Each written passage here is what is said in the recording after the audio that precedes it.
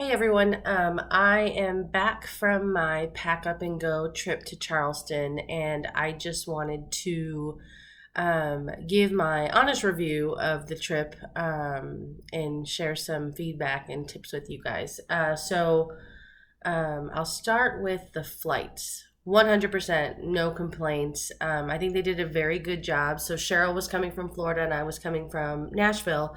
They did a very good job of getting us arriving at the airport around the same time. I think it was scheduled to arrive about 20 minutes apart, but because I had a weather delay on my end, it might have been closer to an hour apart. So Cheryl had to wait for me a little bit.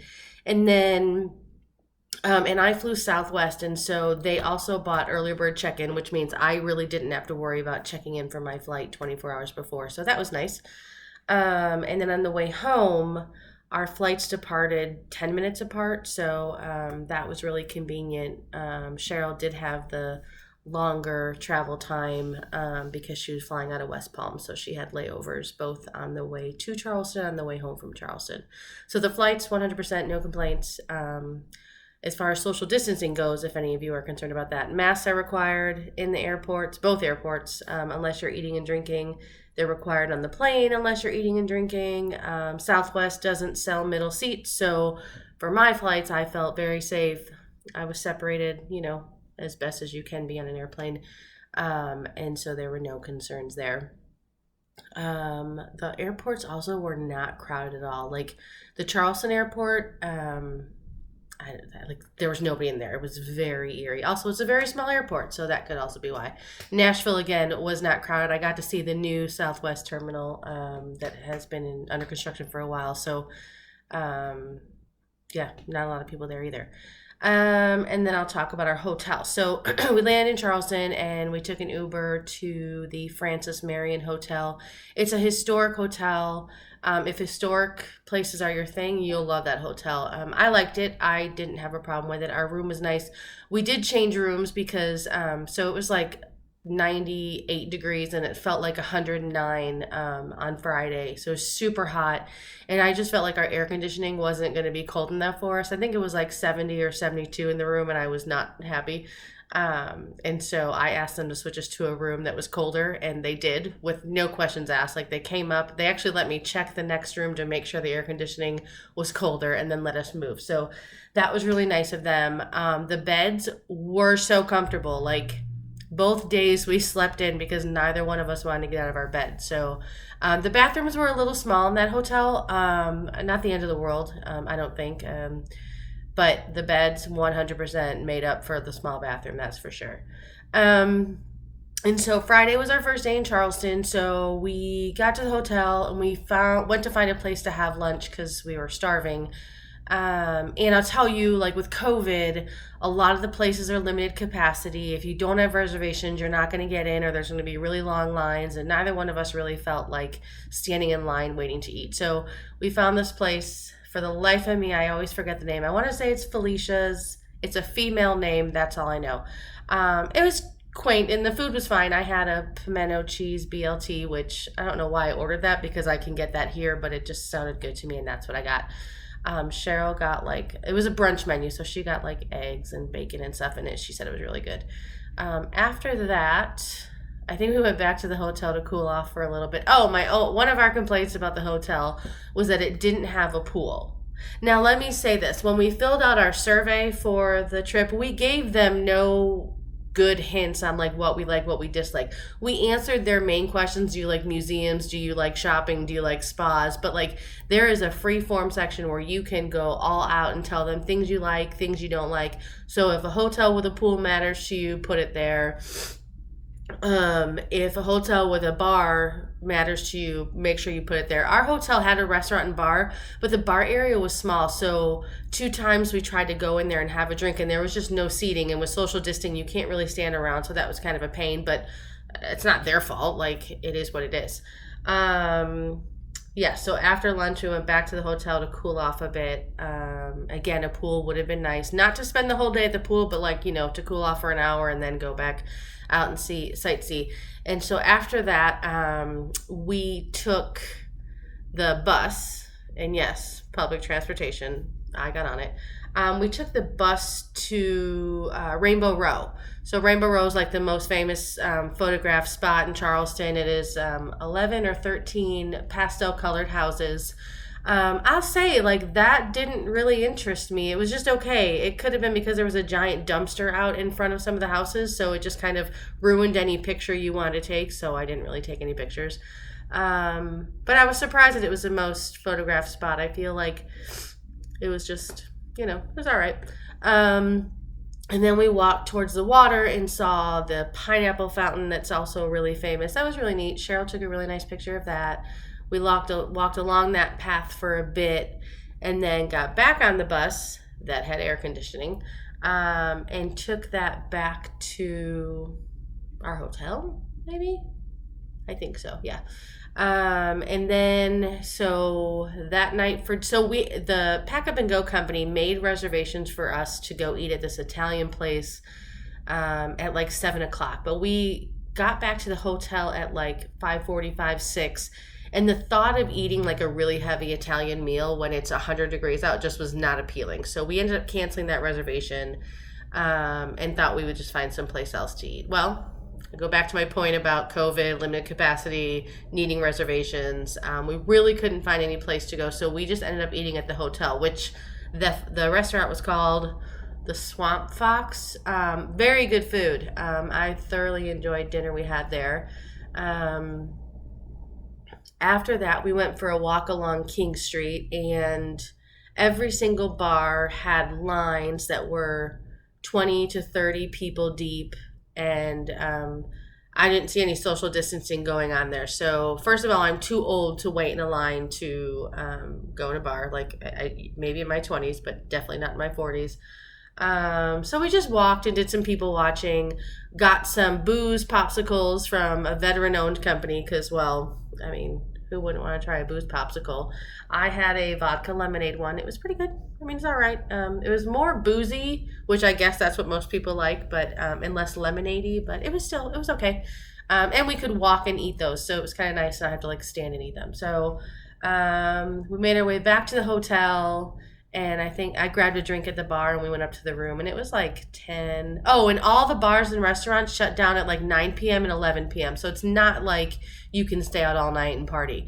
So we got back to the room around 10 and just, went to sleep in those really comfy beds after we moved rooms. After I called called the front desk and needed more towels. So like I called them 3 times in 10 minutes. I'm sure they hated me. And then Saturday morning we got up, we slept in, of course, and then we had brunch. Oh, we tried to go to Callie's Hot Biscuit. Not happening. Way too many people in line. We tried to go to the Grace and Grits place my sister recommended, which happened to be like right there. Again, way too many people. So we ended up at this place called JK, and I think it's because it's on the corner of John and King, and had brunch there. As you know, like as I said in my live video, I had like, allergy stuff going on, and I still kind of do. So I didn't feel the greatest that morning. So I didn't really eat my breakfast, but I got like a bacon, egg, and cheese biscuit. It was good what I ate, but and then after breakfast we walked to the Charleston Museum, which was super cool. I'm finding that I like historical things more now than I did before, so that was neat. We spent a couple hours in the museum. They had a really cool like swimsuit exhibit that went from like when swimsuits were invented up until maybe the 70s. That was really neat. After that, we took an Uber to the Boone Hall Plantation, and that was in Mount Pleasant, which is right across the bridge from Charleston. That was a beautiful, beautiful plantation. It's a working plantation. So we watched a presentation on the Gullah community, and that is, I don't question me on that. It's, an African-American population that has been there for a really long time. I'm horrible at explaining things, so scratch that. Anyways, it was very informative. They make these beautiful, beautiful straw baskets and quilts, and it was really neat to hear this woman's perspective and like her family history. They also had like 8 different slave quarters that you could walk into. And it's crazy to think that, 2 families lived in these buildings that, is probably the size of this room, if not smaller. And each family had like 8 kids. So I don't even know how all those people fit in there, but they did. And then we got to go into the house. And unfortunately, because of COVID, they're not doing any, guided tours. So they gave you a sheet of paper that explained things, and you just walked around the house kind of on your own. And I'll say that probably took us 5 minutes because you can only walk on the first floor. So I wouldn't say we got a whole lot out of that tour, but it was cool to see inside the plantation.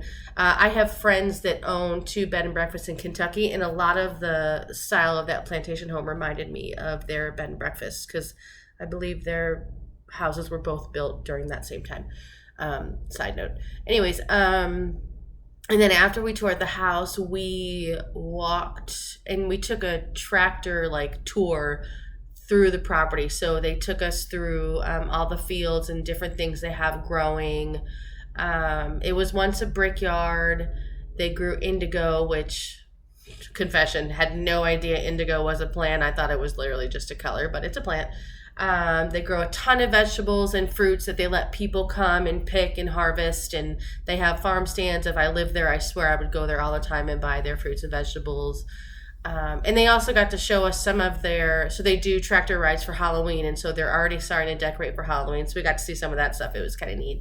And then after that, we took an Uber back to our hotel. And let me tell you, every Uber I get into, I have the most interesting conversations with these people.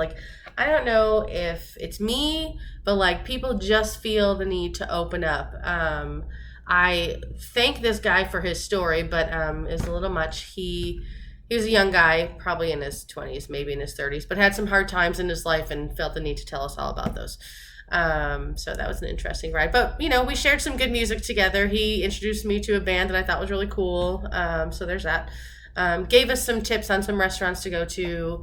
And so then Saturday night, I have absolutely zero idea what we did. No, I do. We ended up going to a place called the Rutledge Cab Company for dinner. And it's just a burgers and salads and wraps kind of place. It wasn't anything southern-ish. Cheryl's a little bit pickier than I am when it comes to food, so the safer we are, the better. That way she can find something on the menu. We found out afterwards that place is owned by Bill Murray, as are a bunch of other places around Charleston, and he's kind of our Uber driver was telling us that sometimes he just appears at your table and will sit down and talk to you or buy you drinks at the bar or show up at your house party. So the food there was really good. I had a really good burger and really good beer, obviously. After dinner, we went back to the hotel and we're trying to find a place to have drinks. Again, all the bars were packed. We couldn't even get into the bar in our hotel. And after walking to another hotel that had a rooftop bar, we literally threw in the towel. We're like, forget it. We're just not meant to have drinks tonight. So went back to the hotel. And then Sunday morning, we woke up and we had to check out by noon. So we literally didn't even get out of bed until almost 11, not going to lie. And so we had breakfast at our hotel. And again, another phenomenal meal. Sometimes hotel breakfast or hotel food in general can be spotty, but their food was really good. So that was what we did. And then we went to the airport and just kind of hung out till our flights. But would I recommend Charleston? Absolutely. Would I go back? For sure. But not when it's 100 degrees. I mean, that literally made everything seem so much not worse, because that's not even the right word, but it was so hot and we were walking in the heat. And while a lot of people wore their masks outside, not everybody did. And I confess, I didn't wear my mask the entire time outside. There were times I did and times I didn't. But you had to wear your mask anytime you were in a building, on the bus, in the Uber. So definitely a lot of time wearing our masks. The only time we really didn't wear our masks when we were in our hotel room. But I would recommend Charleston. I'd like to go back when it's about 70 degrees. I would like to stay at a place that has a pool if I go back, in case it is hot that I can cool off. Would I recommend Pack Up and Go? 100%. I think it's really, really cool, the concept of not knowing where you're going, and the anticipation leading up to that day. Sure, I could have opened the envelope a week ago, but then what's the point? Like, I'm paying this company to deliver an experience, and if I'm just going to ruin it for me, what's a waste of money? So let me talk a little bit about the price. So you give them a budget, and they take 15% of that budget. That's how they make their money. So if your budget is $1,000, they take $150 off the bat, and that's their profit, if you will. They also say if you have questions about your budget, or if you want to see how we spent your money, let us know and we'll send you the receipt. So just for, shits and giggles, I did that. So I emailed them yesterday, said, we enjoyed our trip, but can you send us the receipts? Because we're just curious on, this is how much we gave you. Like, what'd you spend it on? So when I get that back, it'll be interesting to see, what the costs were for the hotel and the airfare. And that's all they paid for. Oh, and they gave us an Uber gift card. My advice to anybody, if they do Pack Up and Go, is be very specific. There is a free form field, and you should put anything that you want them to know. Like, I feel like we could have put, like, if we would have thought about it more, honestly, like, I filled out the survey in 5 minutes and hit send when Cheryl was on the phone with me. Like, we didn't give it a whole lot of thought. I was just excited about doing something different. Like, I would have loved to say, like, send us to a location that has a climate that's different than what we're both experiencing now. Like, it would have been nice to go somewhere that was cooler or different and wasn't basically 90 degrees where it is at home for both of us. And if we're going to send it to a hotel, make sure it has a pool, just stuff like that. Like, just give them more information so that they can make better choices that'll fit your lifestyle. On a scale of 1 to 10, I would give it probably an 8.5, maybe even a 9. Like, I really enjoyed it. We could have made more of it. I'll also say that, like, they gave us a packet and it had a ton of things to do, and we found ourselves a lot of times saying, so what should we do next? Like, we didn't spend a lot of time really looking, I think, at all the options they gave us, reading about them, seeing if they were things we really wanted to do. And I think that's just because it's not really in our personalities to, like, just read something and do it. Well, maybe it is for me a little bit. I don't know. It just seemed like for me, like, when we go on vacation, a lot of times, like, Cheryl and I are cruisers, and we go to Vegas a lot. So we always already know, like, what's there and what to do. So with this being a completely new destination and not having the time, to maybe research everything there is, like, we, again, had a couple hours to read everything. I feel like if we had a little more time to read about the things to do in Charleston, we probably could have done a couple more things. But again, regardless, I still had a really good time. It was nice to get away and have a bit of a change of scenery, even though the weather wasn't, my favorite. But yeah, I really enjoyed it. I would do it again. They also do road trips and staycations, and they also do, I think, camping trips now. So I think some of those would be really cool. I don't know about the camping thing. Probably not my idea of fun, but you never know. So if you guys have any questions, please feel free, ask me. I'm happy to, share any more information you want. And that's it. Hope you all have a good day.